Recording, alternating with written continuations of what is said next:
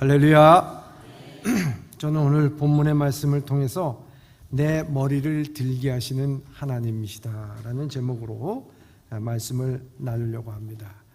사랑하는 성도 여러분, 이 시편 3편은 편안한 궁정에서, 꽃피는 궁전에서, 아름다운 노래가 들리는 궁전에서 부르는 시가 아닙니다. 이 시는 궁의 문이 닫힌 뒤에 발밑에서 흙먼지가 날리고 회한의 눈물, 아픔의 눈물, 상처에 눈물이 섞이던 밤에 터져 나오는 그런 기도입니다. 이 시는 향기로운 승전의 여유가 있는 것이 아닙니다. 대신 쫓기는 발걸음에 숨가쁨이 있고 배신당한 아버지의 깊은 상처가 있으며 자기 죄에 후유증을 안고 광야로 도망갈 수밖에 없는 영혼의 떨림이 있는 시입니다. 그래서 이 표제의 시편의 배경은 선명히 밝혀주는 것이 뭡니까?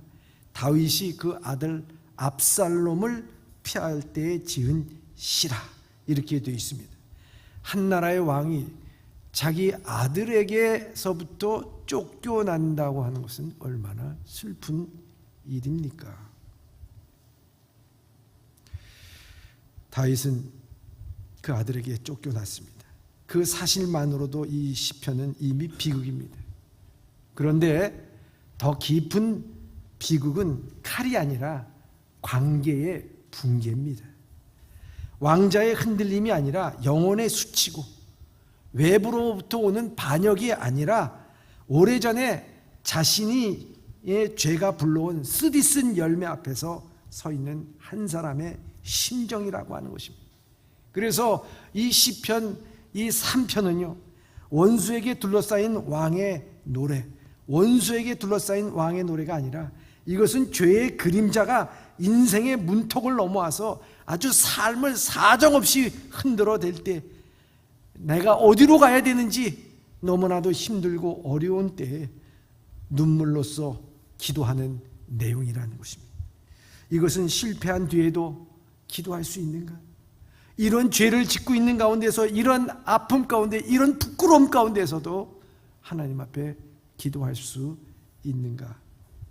그때 하나님께서 다시 그의 머리를 들게 하시는 복음의 말씀이라 볼 수가 있습니다.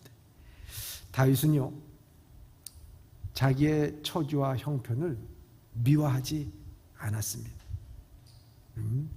다윗은 아주 그 모든 문제를 또 믿음이 있는 척 태연하게 그 말씀을 한 게 아니었습니다. 그는 믿음 좋은 사람처럼 문제를 작게 축소하지도 않았습니다. 오히려 그는 이 문제를 바로 봤습니다. 아주 정확하게 봤습니다. 우리 믿는 사람들은 이 문제가 있을 때 그것을 회피하거나 축소하지 말아야 하는 것입니다. 여기 시편 3편 1편에 이렇게 얘기합니다.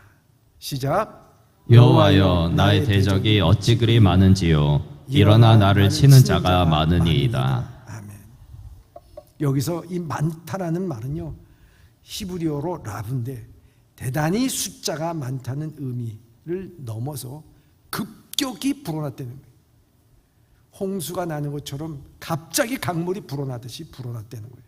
문제가 하나였는데 어느새 문제가 10이 되고 100이 되고 저 지평선에 그 문제가 까마득하게 다 덮여있다는 거예요. 내 마음속에 이 문제로 가득 차버리고 말았다는 거예요. 어쩔 수 없는, 여유가 없는 그런 상황이 됐다는 것입니다. 또 한 가지는 대적은 곧 사방에서 조여오는 자들을 뜻하는 것입니다. 적은 단순히 앞에 서 있는 것만이 아니라 사방에서 압박합니다. 밖에서 몰려오는 것이 아닙니다. 안에서도 조여옵니다. 다윗의 형편이 그랬어요. 군사적인 위기만이 아니라요, 가족의 상처가 있고 정치적인 혼란이 있고 자기의 죄에 대한 기억이 있고요, 백성에 대한 시선이 있고요, 이 미래에 대한 두려움이 한꺼번에 밀려왔다는 거예요. 그래서 많다라는 말을 쓰는 거예요. 여러분, 문제 하나 일어나면요, 그 문제만 있겠어요? 그 문제를 둘러싸고 있는 수많은 문제들이 막 조여오는 거예요. 숨통을 조여오는 거예요. 괴로운 거예요. 힘든 거예요, 여러분. 우리 인생에도 이런 밤이 있습니다. 맨 처음에는 한 가지 문제로 시작되는데 몸의 병 하나가 마음의 근심이 되고 그랬는데 이 근심이 관계가 냉기로 이어지고 관계의 냉기가 기도의 침묵으로 이어지고요. 기도의 침묵이 영혼의 황폐함으로 번지고요. 처음에는 경제적 문제였는데요. 내 존재 자체를 흔드는 질문이 되고요. 처음에는 한 사람의 받은 상처인데 어느새 나 같은 사람은 사랑받지 못하는 존재인가 봐. 자기 존재조차도 비하하는 흔드는 상황이 되는 것입니다. 그는 상황을 가지고 감정을 흔들고 감정을 가지고 믿음을 흔들고 믿음을 흔들고 마치면은 하나님과의 신뢰 관계를 부인하는 그런 관계가 됩니다. 그래서 시편 3편은 첫 탄식은 우리의 탄식이기도 하는 거예요. 주님, 어찌 일이 많습니까? 어찌 이리 병이 많고 어찌 이리 염려가 많고 어찌 이렇게 소문이 많고 어찌 이렇게 눈물이 많고 어찌 이렇게 죄의 기억이 많고 나를 무너뜨리는 생각들이 어찌 이렇게 많습니까? 어쩌란 말입니까? 어쩌란 말입니까? 믿음이 없는 사람만이요 이런 말을 하는 것 절대 아닙니다, 여러분. 잘 기억해야 돼요. 오히려 진짜 믿음은요 현실을 보고 하나님께 말하는 믿음입니다. 이게 다윗이 하는 말이잖아요. 믿음은요 고난을 축소하지 않습니다. 그리고 고난보다 하나님을 더 크게 봅니다. 고난을 크게 보는 것이 아니라 하나님을 더 크게 보는 거예요. 그런데 오늘 본문의 말씀에서 더 아픈 것은요 2절입니다. 2절 읽겠습니다. 시작. 많은 사람이 나를 대적하여 말하기를 그는 하나님께 구원을 받지 못한다 하나이다. 아멘. 여러분, 칼보다도 무서운 것은요 말입니다. 말로 찔릴 때 더 아픕니다. 육신을 찌르는 창보다도요 영혼을 찌르는 문장이 더 깊게 들어옵니다. 그 사람 끝났어. 그 사람 힘들어. 그 사람 아무것도 못해. 희망이 어디 있어? 죽었어 이제. 여러분, 거기에다가 저 사람 하나님께도 버림을 받았어. 회복이 없어. 다윗을 향하여 사람들은 단지 정세만을 분석한 것이 아닙니다. 신학적으로 아주 결단을 내리고 정죄를 해버린 것입니다. 이 말이 얼마나 두려운 말입니까? 하나님, 이 저를 절대로 구원하지 않을 거야. 인생에서 가장 캄캄한 순간은 그 문제가 큰 순간만이 아닙니다. 하나님이 더 이상 내 편이 아니야, 내 편이 아니라고 밀려올 때에 여러분, 그때는요 절망이잖아요. 이 대목에서 중요한 것은 사단의 공격은 언제까지나 우리를 여기까지 끌고 온다는 거예요.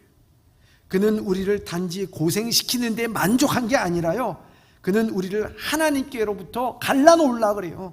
떼어놓으려고 그래요. 우리의 믿음을 무너뜨리려고 그러는 거예요. 사단은 그게 목적입니다. 그래서 하나님과 떨어진 백성은요 소망이 없는 거예요.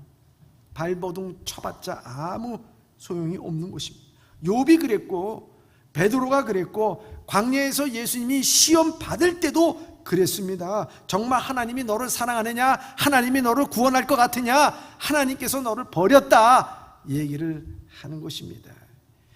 사랑하는 성도 여러분, 사단이라는 존재도요 마찬가지입니다.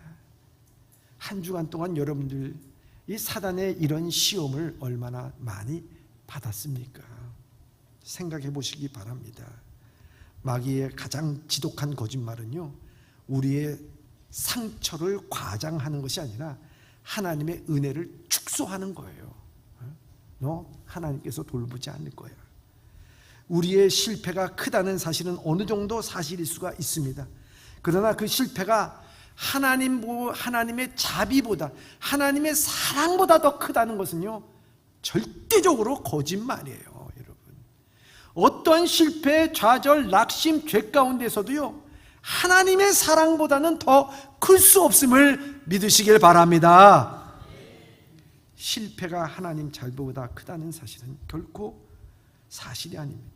우리의 죄가 무겁다는 것은 맞습니다. 그러나 죄가 그리스도의 피보다 무겁다는 말은 영원히 거짓말입니다. 우리의 밤은 길 수가 있습니다. 그러나 반드시 부활의 아침은 우리에게 찾아올 줄 믿습니다. 회복의 아침은 찾아올 줄 믿습니다. 오늘 이것을 분명히 아셔야 돼요. 이걸 막을 수가 없는 거예요. 그래서 시편 3편은 이 말씀의 좌절과 낙심과 큰 대적의 많은 무리와 사방의 우겨쌈을 당하는 그런 가운데서 반전을 갖습니다. 그 반전이 무엇이냐? 오늘 3절입니다. 3절 시작. 여호와여, 주는 나의 방패시요 나의 영광이시요 나의 머리를 드시는 자이시니이다. 아멘. 이 다윗은 입술로 대적의 많음과 사람들의 독한 말에 짓눌려 주저앉지 않았습니다. 그는 그 가운데서 뭐라고 부르짖느냐? 여호와여, 아버지시여, 주여! 그는 부르짖습니다. 그는 곧장 하나님을 향해서 자기의 얼굴을 돌립니다. 그리고 마침내 고백하기를 여호와여, 주는 나의 방패시요 나의 영광이시라고 그는 고백을 합니다. 여러분, 너 끝났다고 얘기하는 사람이 사방에 둘려져 있는데 여러분 그렇게 말할 수가 있을까요? 여기 시편 3편의 핵심적인 내용이라고 하는 것입니다. 다윗은 원수가 사라진 뒤에, 문제가 해결된 뒤에 여호와는 나의 방패라고 말씀하는 게 아니라는 거죠. 여기 방패라고 부르는 것은 아직도 원수가 있어, 문제가 해결되지 않았어, 사방에 우겨쌈을 당하고 있을 때에, 아직 칼이 번뜩일 때, 아직 갈 길이 보이지 않을 때, 그 항복판에서 여호와는 내 방패십니다, 하나님은 내 방패십니다, 이거를 고백하는 거예요. 이 방패라고 하는 건 손에 든 방패만이 아니라 하나님께서 하나님의 은혜로 내 주위를 다 감싸 주셨습니다. 그 방패를 의미하는 거예요. 얼마나 물샐 틈이 없게 하나님께서 나를 지켜주시는가. 그 상황 가운데서 그걸 고백한다는 거예요. 사방이 둘러싸는 보호를 암시하고, 다시 자기를 둘러싼 것이 원수가 아님을 말합니다. 원수가 둘러싼 것이 아니라 그거보다도 더 크고 더 깊은 하나님이 자기를 둘러싸고 계시고, 보이지 않는 군대가 보이는 군대보다도 더 크다는 것을, 하나님의 은혜가 있음을, 칼의 원보다는 언약의 원이 더 크다는 것을 우리에게 말씀하고 있습니다. 얼마나 놀라운 일인지요. 사람들은 다윗에게 너 둘러싼 것이 많아, 너 문제가 한두 가지가 아니야, 건강도 있지, 경제적인 문제도 있지, 응? 사람들에게도 그렇지, 인심도 이렇지, 뭐도 이렇지, 뭐 한 가지만 아니라 둘러싼 게 많다고. 그때 다윗이, 맞아, 나는 이렇게 대접받아야 되고, 이런 상황에 난 처박혀야 되고, 이런 상황이 있어야 돼. 다윗이 고백한 건 그게 아니라는 거예요. 다윗이 고백한 것은 뭡니까? 아니라는 거예요. 그게 아니야, 아니다. 분명히 그것에 대해서 부인을 합니다. 나를 진정 둘러싼 것은 여호와시고 여호와께서 내 방패시다 라고 하는 것입니다. 여러분, 우리의 신앙이, 이게 우리의 신앙이에요. 세상은 여러분들을 믿음 가운데 하나님과 갈라놓으려고 하지만은 그 시련과 역경 가운데서도 그것에 머리 숙이는 것이 아니야. 아닙니다. 하나님은 나의 방패십니다. 그것을 분명히 붙잡고 일어날 수 있는 것이 우리의 신앙인 줄 믿습니다. 현실을 둘러싼 하나님의 임재를 깨닫는 일입니다. 신앙의 문제의 중심에는 나를 두지 않고 하나님의 손이 나를 일으켜 주시고 나를 고개 들게 만드시는 하나님이라고 하는 것입니다. 오늘 우리도 마찬가지입니다. 질병이 나를 둘러싸고 있는 것처럼 보여도 사실은 하나님의 자비가 더 깊이 나를 둘러싸고 있고, 세상의 비난이 사방에서 나를 둘러싸고 있는 것 같아도요, 하나님의 언약과 은총이 내가 너와 함께함이라, 놀라지 말라, 두려워하지 말라, 내가 내 하나님이 됨이라 하신 그 음성과 그 언약이 더 강하게 나를 붙잡고 있음을 믿고 나가야 될 줄 믿습니다. 여러분, 이게 얼마나 중요한지 몰라요. 내가 나를 지키지 못할 때도 하나님이 나를 놓치지 않으십니다. 내 믿음의 손이 하나님의 손에서 내가 힘이 없어서 떨어진다 할지라도 하나님은 힘없는 내 손목을 붙잡으소라도 나를 붙잡고 계시는 하나님이시라고 하는 것입니다. 결코 놓치지 않으시는 하나님. 특별히 눈부시는 표현은 뭡니까? 내 머리를 붙드시는 자라 우리에게 말씀하고 있습니다. 히브리어로요, 우메림 로시라고 해요. 우메림 로시. 저는 이 말에 참 은혜를 많이 받았습니다. 문자적으로 내 머리를 들어 올리시는 분이시다. 수치와 슬픔은 사람의 머리를 숙이게 만듭니다. 부끄러운 사람은요, 자기 머리를 숙이게 만듭니다. 사단은요, 죄를 갖다가 우리 가운데 퍼뜨리면서 너는 이런 죄 저런 죄 졌다라고 얘기하면서 우리의 목을 아예 잡아서 꺾고 숙이게끔 만드는 거예요. 다윗, 모든 사람들에게 존경과 사랑을 받아야 되는 왕의 위치에서 자기 아들이 반란을 일으켜가지고 쫓겨나가는 신세. 아이고 부끄러워, 아이 부끄러워, 이거 어떻게 나나, 난 끝났구나. 하나님이 나를 버려서 저 아들에게 반란을 일으킨 거 아니냐, 여러 가지 생각이 있습니다. 그런데 이 다윗은요, 그렇게 생각하지 않았어요. 하나님이 이런 가운데서 은혜를 봤어요. 하나님을 봤어요. 하나님은 내 머리를 들게 하시는 하나님. 오늘 사랑하는 성도 여러분, 여러분들의 부끄러움이 있습니까? 힘듦이 있습니까? 어려움이 있습니까? 여러분들의 질병으로, 경제적인 문제로 인해서, 자식과의, 아내와 남편과의 관계로 인해서, 사업의 문제로 인해서 이 세상 앞에서 고개 들지 못하게 여러분들의 고개를 갖다가 어깨를 잡아 누르는 일이 있습니까? 여기 우메림 로시, 하나님께서는 여러분들의 얼굴을 들어 올리시는 하나님인 줄 믿습니다. 얼마나 중요한지 모릅니다. 단지 유도하는 것만이 아닙니다. 단지 눈물을 닦아주시는 것이 아닙니다.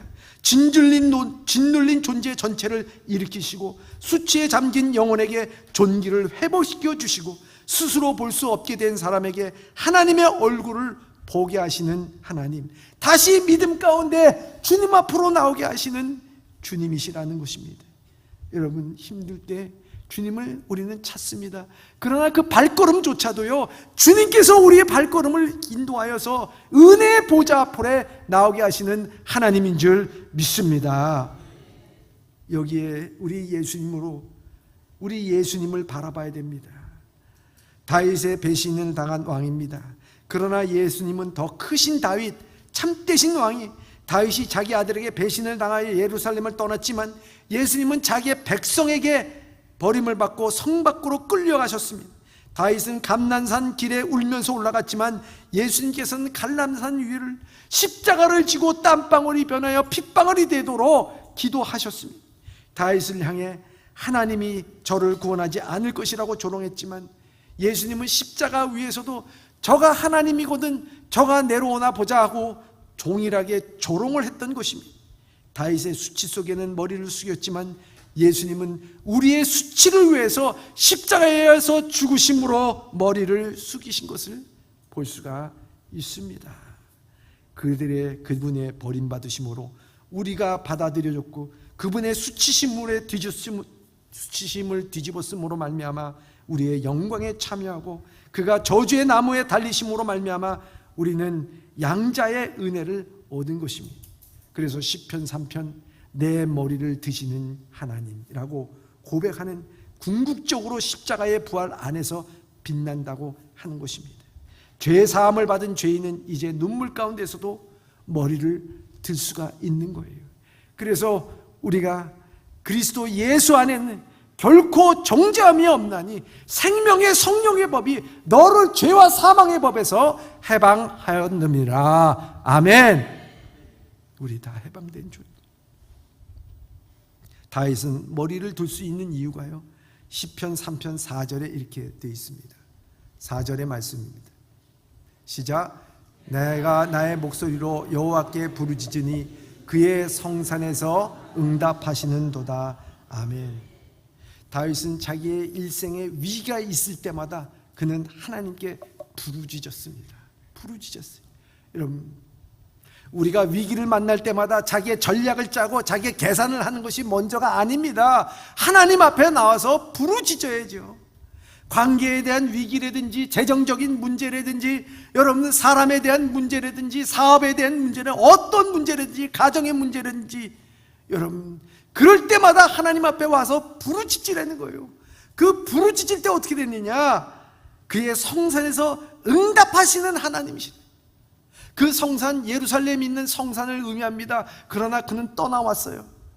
그런데 다윗은 자기가 부르짖는 곳이 성산이고 자기가 부르짖는 곳이 성전이고 부르짖는 곳이 하나님께서 함께 하시는 곳이라는 것을 그는 여기에서 고백하고 있는 거예요.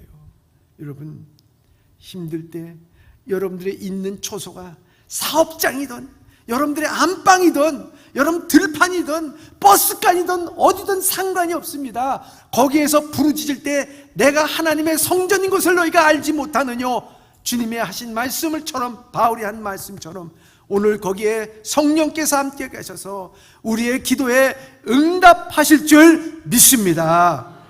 얼마나 소망적인 말씀입니까? 내가 이렇게 망가졌는데도 하나님 내 기도 들으실까? 내가 이렇게 죄를 범했는데도 들으실까? 내가 하루에도 몇 번씩 죄를 짓는데도 들으실까? 들으신다는 것이죠. 당신이 가장 실패한 순간에도 은혜의 문은 잠기지 않고 당신이 가장 부끄러운 자리에도 회개의 길이 여전히 열려있고 하나님은 완전한 자의 기도를 들으시는 것이 아니라 깨진 자, 부서진 자의 부르짖음을 들으시는 하나님. 하나님은 강한 자의 자신감을 칭찬하기보다는 무너진 자의 눈물에 귀를 기울이시고 우리가 주님께 나아가는 근거는 우리의 공로가 아니라 주님의 그리스도의 중보이고 우리는 잘했으니 들어주십시오 말할 수가 없지만 그러나 하나님 예수님의 이름으로 주님의 이름으로 기도합니다 할 때 하나님은 들어주실 줄 믿습니다. 시편 3편에 가장 아름답고 놀라운 고백 가운데 하나는 이 5절에 있습니다. 5절입니다. 시작. 내가 누워 자고 깨었으니 여호와께서 나를 붙드심이로다. 아멘. 이것은 평안한 침대에서 아무 극심히 걱정 없는 상황 가운데서 푹 자고 일어나서 말하는 것이 아니라 전쟁 한복판에서 얻은 잠이라는 거예요. 다윗은 안전해서 잠든 것이 아닙니다. 하나님이 붙들어 주셔서 그 확신 가운데서 잠들었다는 거예요. 사람이 가장 무기력한 때가 언제입니까? 잠들 때입니다. 여러분 잠들 때는요 누가 업어가도 몰라요. 여러분 어떻게 해코지해도 몰라요. 여러분들의 모든 통제가 다 내려놓은 상태가 잠든 상태입니다. 여러분 그때 이 다윗은 전쟁 한복판에서 내가 자고 깨어났다고 그럽니다. 그는 잘 때 그 어떻게 무슨 일이 일어날지 모르지만 하나님 앞에 다 맡겼다는 것이죠. 하나님 앞에 맡깁니다. 내 생명 주님 앞에 맡깁니다. 내 삶 맡깁니다. 내 미래 주님 맡깁니다. 그는 잠들었습니다. 주님 앞에 맡기고 잠들었습니다. 여러분 오늘날 얼마나 많은 사람들이 잠을 잃어버렸습니다. 여러분 편안히 잠자는 사람들이 많습니까? 잠 잊어버렸어요. 몸은 누웠지만 마음은 여전히 달립니다.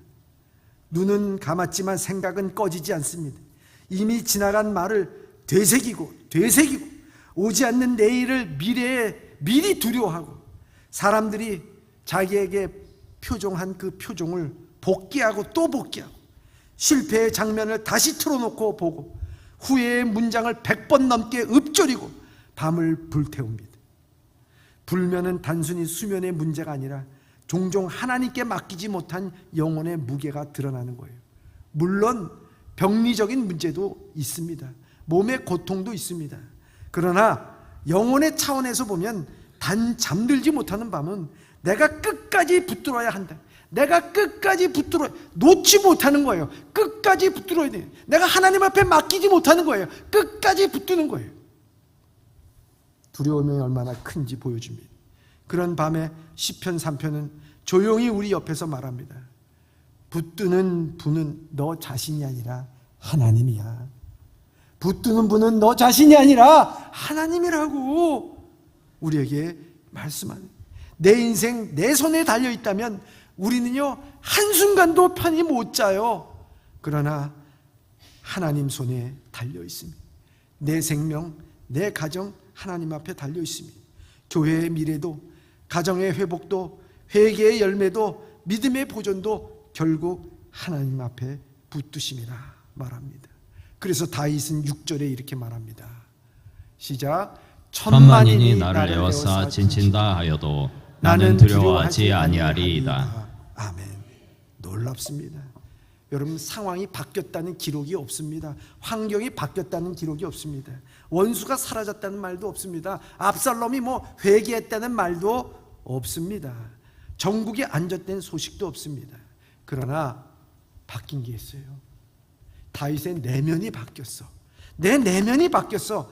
하나님 앞에서 밤을 지낸 상황 가운데서 상황이 이전의 중심이 바뀌는 은혜가 옵니다. 믿음은 반드시 바깥 환경을 즉시 바꾸지는 않을 수 있습니다.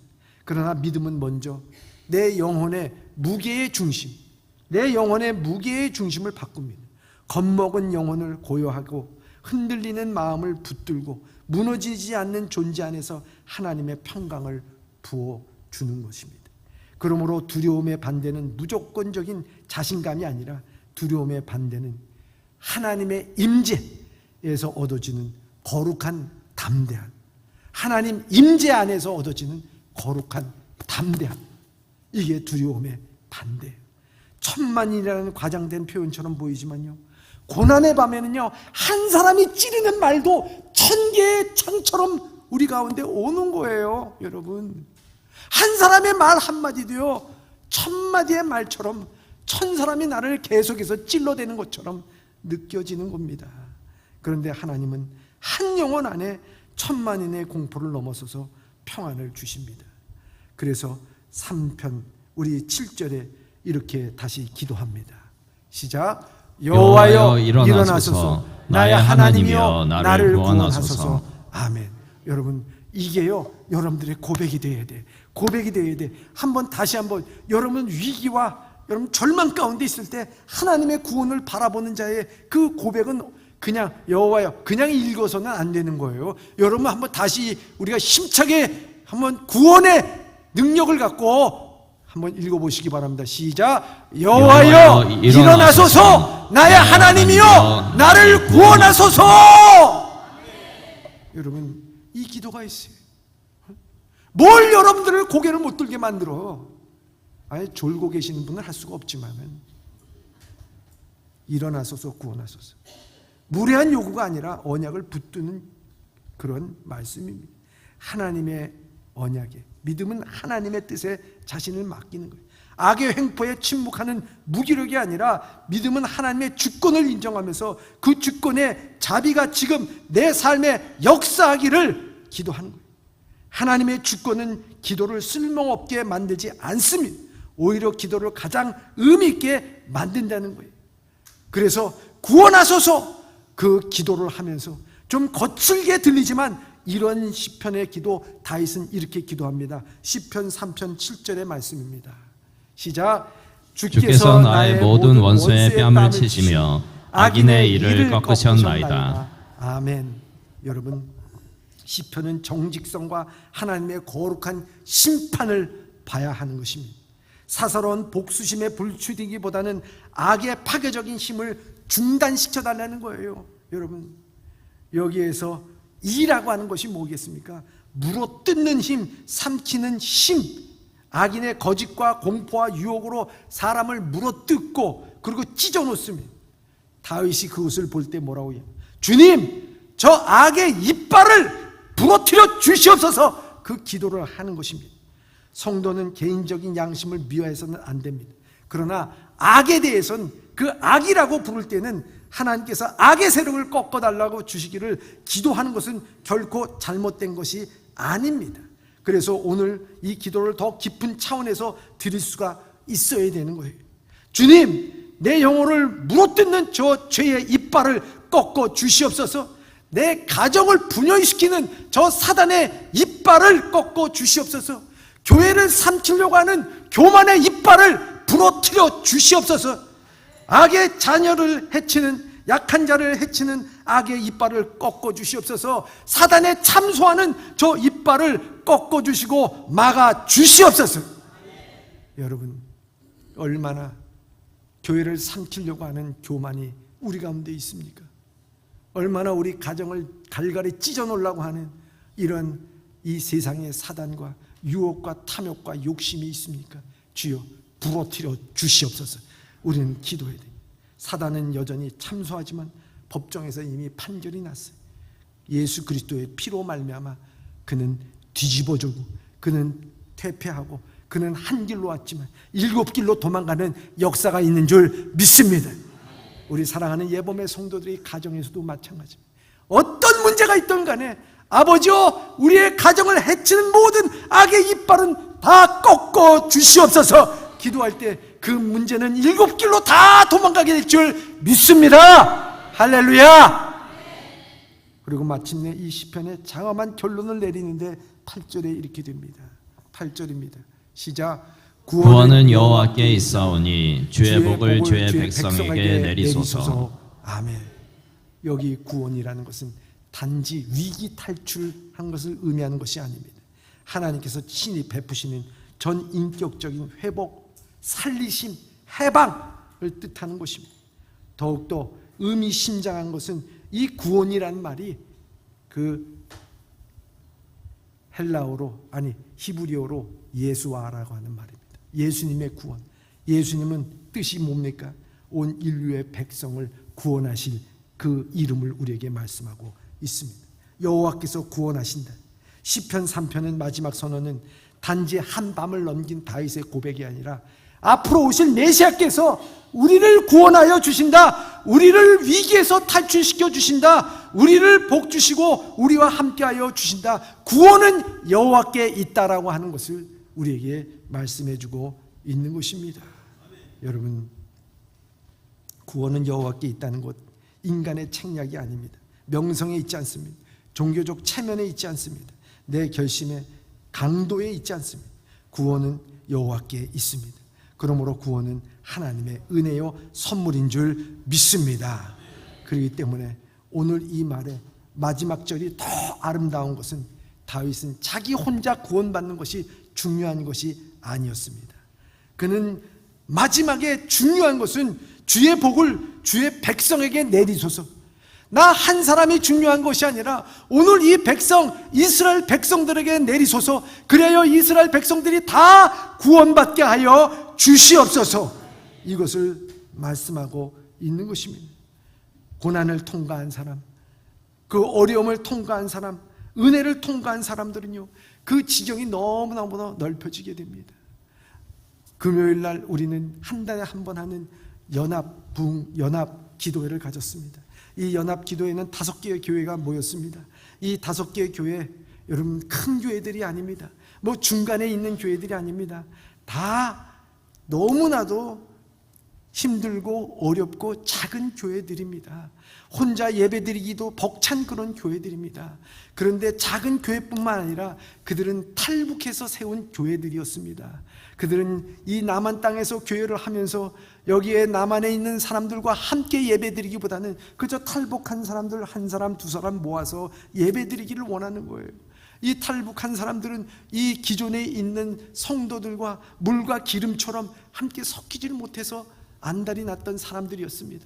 그런데 그 사람들과 함께 모여서 기도를 하기 시작했습니다. 그들의 기도의 제목을 나누기 시작했습니다. 그 가정의 문제, 또 교회의 문제, 또 부흥의 문제, 탈북자들의 문제, 평화적인 남북 통일에 대한 문제. 여러분, 그 기도의 지경이 넓혀져 가는 것. 나 한 사람 구원받는 게 중요한 것이 아니라 나 한 사람으로 인해서 기도의 지경이 넓혀지고 여기 광명지역에 복음화되고 많은 가정들이 새로 하나님께서 회복시켜주는 하나님의 은혜가 있다는 것이 얼마나 귀한 것입니까? 사랑하는 예봄의 성도 여러분, 여러분 한 사람이 회복될 때 나 혼자 회복되는 게 아닙니다. 여러분 주변에 있는 아내와 남편과 자녀들이 회복이 되고, 여러분 그러므로 인해서 교회가 회복되고 지역사회가 회복되는 줄 믿습니다. 여러분, 이게 이 다윗의 마지막 장식한 말씀입니다. 고난은요, 사람을 두 방향 중에 하나로 데려갑니다. 하나는 자기 연민의 웅덩이입니다. 하나는 은혜의 샘입니다. 자기 연민에 빠지면 왜 나만, 왜 이렇게, 왜 지금이라는 자기 연민에 빠져서 왜 남에게 대해서만 항상 불만과 원망을 퍼붓습니다. 그렇지만 은혜의 샘입니다. 은혜의 샘으로 들어가면 주님, 이 아픔 속에서 주님의 얼굴을 보게 하시고 나를 지나 주님의 백성에게 복을 흘려 보내주시옵소서 기도가 피어나오게 되는 것입니다. 이렇게 될 때 수치의 밤이 지나고 축복의 사람이 되고, 공격의 자리에서조차 중보자의 심령을 잃지 말고 눈물의 골짜기에서조차 복음을 넓히는 것을 우리의 삶 가운데서 체험할 수 있는 예봄의 성도들이 되시길 주님의 이름으로 축원합니다. 사랑하는 예봄의 성도 여러분, 오늘 가족의 갈등의 문제, 건강의 문제, 여러 가지 문제로 인해서 영혼의 무게 때문에 눈뜨고 있으나 마음이 주저앉고 있는 분들이 계십니까? 그렇다면 오늘 시편 3편에 정죄하러 오지 않는 이 말씀, 여러분들의 어깨를 조용히 감싸주면서 일어나라, 내가 너와 함께하면 두려워하지 말고 놀라지 말라, 내가 너를 고개를 들게 하리라 하신 주의 음성을 들으면서 한 주간도 여러분들 고개를 들고 주님을 바라보면서 당당하게 주님 영광을 위해서 살아갈 수 있는 우리 예봄의 성도들이 다 되시길 주님의 이름으로 축원합니다. 할렐루야. 저는 이 본문의 말씀을 제가 묵상하고 말씀을 하면서 제 찬양을 함께 좀 불렀으면 좋겠다고 생각했습니다. 그 찬양은 김석균 목사님이 작사 작곡한 건데요, 내가 너를 도우리라고 하는 일입니다. 세상 일이 실패했어도 너는 절망하지 말아라. 내가 너를 도우리라. 다시 일어나 서게 하리라. 질병으로 고통당해도 너는 두려워 말라. 내가 너를 도우리라. 다시 일어서게 하리라. 여러분들의 신앙 고백에 맞추어서 주신 말씀을 생각하면서 우리의 심차게 이 찬양 함께 부르도록 하겠습니다.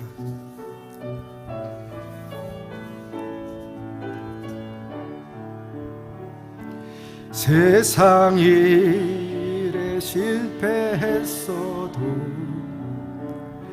너는 절망하지 말아라. 내가 너를 도우리라. 다시 일어서게 하리라. 질병으로 고통당해도 너는 두려워 말라. 내가 너를 도우리라. 다시 일어서게 하리라. 어린 자들도 내가 사랑하거늘 하물며 너희를 그냥 둘까 보냐. 나는 너희와 함께하는 너의 하나님 됨이니 의로운 오른손으로 붙들리라. 내가 너를 굳세게 하리라. 내가 누게 용서하리라. 너로 하여금 나를 증거하도록 내가 너 두고 이 세상에서 일이 실패했어도 세상 일을 실패했어도 너는 망하지 말아라. 내가 너를 도우리라. 다시 일어서게 하리라. 질병으로 고통당해도 너는 두려워 말라. 내가 너를 도우리라. 다시 일어서 감사의 눈물 흘리며 감사 눈물 흘리며 믿음으로 간구하는 너희의 기도를 응원하랴. 나는 너희와 함께하는 너의 하나님 됨이니 의로운 오른손으로 붙들리라. 내가 너를 굳세하리라. 내가 너를 도하리라. 너로 하여금 나의 증거하도록 내가 너를 도우리라. 할렐루야.